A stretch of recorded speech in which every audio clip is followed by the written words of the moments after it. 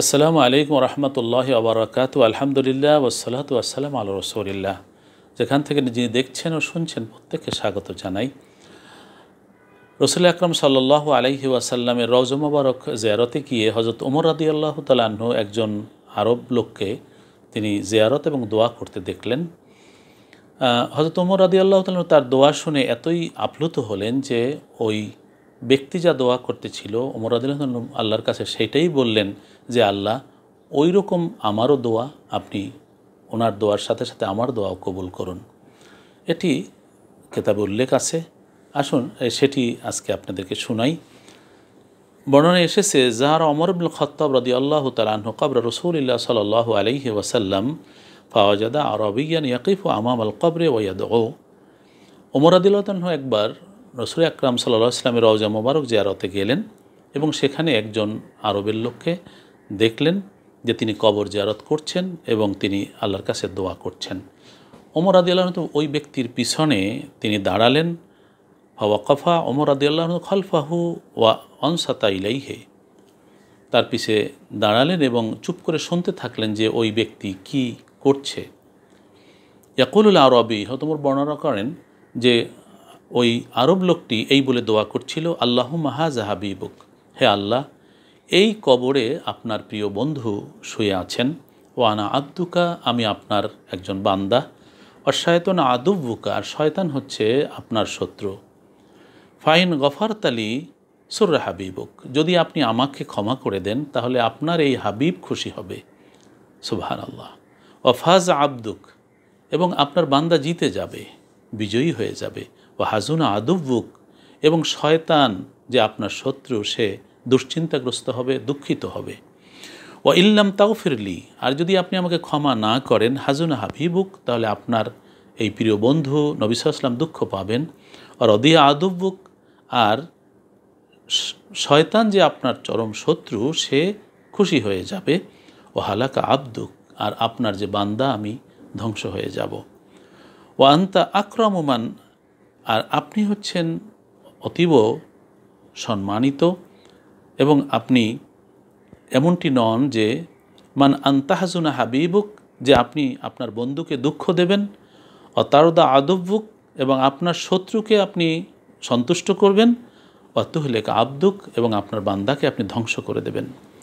আল্লাহুম্মা ইন্না কিরামাল আরবে, এবং ওই ব্যক্তি আরও বললেন, হে আল্লাহ নিশ্চয়ই আপনি জানেন যে আরবের যারা সম্মানিত ব্যক্তিবর্গ ইজা মাতা, যখন তারা মৃত্যুবরণ করে, ফিহিম সাইয়্যিদুন আতাকু আবিদাহুম ইনদা কবরি, তখন ওই সম্মানিত ব্যক্তির যারা দাস থাকে, কেনা দাস কেনা গোলাম, তাদেরকে তার কবরের কাছে এনে মুক্ত করে দেওয়া হয় তার পরকালীন মুক্তির আশায়। ওয়াহাজা সাইয়্যিদুল আলামিন, আর এই কবরে মুহাম্মদ সাল্লাল্লাহু আলাইহি ওয়াসাল্লাম শুয়ে আছেন যিনি সমগ্র জগৎসমূহের নেতা মাতা, তিনি ইন্তেকাল করেছেন এবং এখানে শোয়া আছেন। ফাআতাকানি মিনান নারে ইনদা কবরি, তার কবরের কাছে আপনি আমাকেও ক্ষমা করে দিন। অর্থাৎ দুনিয়ার এই রীতি যে নেতা বা যিনি মালিক তিনি মারা গেলে তার অধীনস্থ দাস দাসীকে তার কবরের কাছে মুক্ত করে দেওয়া হয়, আর এই জগতের নেতা তো এখানে শুয়ে আছেন, অর্থাৎ তার কবরের কাছে আপনি আমাকে, আমি ক্ষুদ্র গোলাম, আমাকে মাফ করে দিন। হযরত ওমর শুনলেন ফানাদা ওমর বে আলা সাউতিহি, তখন ওমর রাদিয়াল্লাহু আনহু এটা শুনে জোরে বলে ফেললেন, আল্লাহ মিন আদুকা বিমা দা হাজাল আরব, হে আল্লাহ আমিও সেই দোয়া করি যেই দোয়া এই আরব লোকটি করলেন। অবাকা ইনদাল কবরে হাত্তা ইবতালাত লাহিয়াতা, এবং ওই আরব ব্যক্তি এত কান্না কাঁদলেন যে তার দাড়ি পর্যন্ত ভিজে গেল। হযরত ওমর রাদিয়াল্লাহু আনহু চিৎকার দিয়ে বললেন এবং কাঁদলেন যে হে আল্লাহ ওই ব্যক্তির দোয়া কবুল করুন, আমার দোয়াও কবুল করুন। অতএব আমরাও আল্লাহর কাছে দোয়া করি। ফাল্লাহুম্মা নাহনু নাদউকা বিমা দা হাজাল আরবি, এই আরবি ব্যক্তি যে দোয়া করেছে আমরাও সেই দোয়া করি।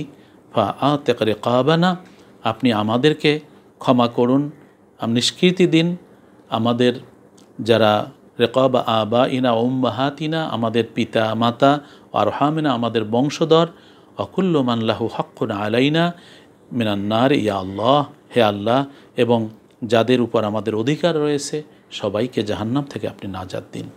দর্শক শ্রোতা, একটু চিন্তা করে দেখুন যে এই আরবি ব্যক্তি কিভাবে দোয়া করল।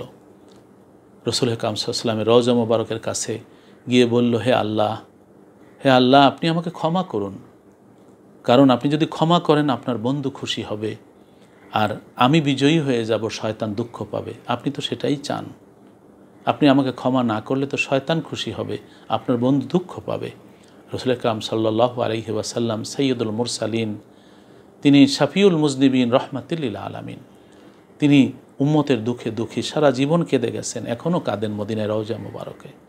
আসুন আমরাও আল্লাহর কাছে দোয়া করি, হে আল্লাহ, আপনি আপনার প্রিয় হাবিব, আপনার প্রিয় বন্ধু মুহাম্মদ রাসূলুল্লাহ সাল্লাল্লাহু আলাইহি ওয়াসাল্লামের ওসিলায় আমাদেরকে ক্ষমা করে দিন এবং আমাদের এই জগৎকে আপনি সুন্দর করে দিন, আমাদের এই জাগতিক জীবনকে কল্যাণময় করে দিন, পরকালে আমাদের মুক্তি ও নাজাত দিন এবং নবীজির সঙ্গে করে জান্নাতে যাওয়ার সুযোগ দিন। আমিন। ভালো থাকুন, নিরাপদে থাকুন। আসসালামু আলাইকুম ওয়া রাহমাতুল্লাহি ওয়া বারাকাতুহু।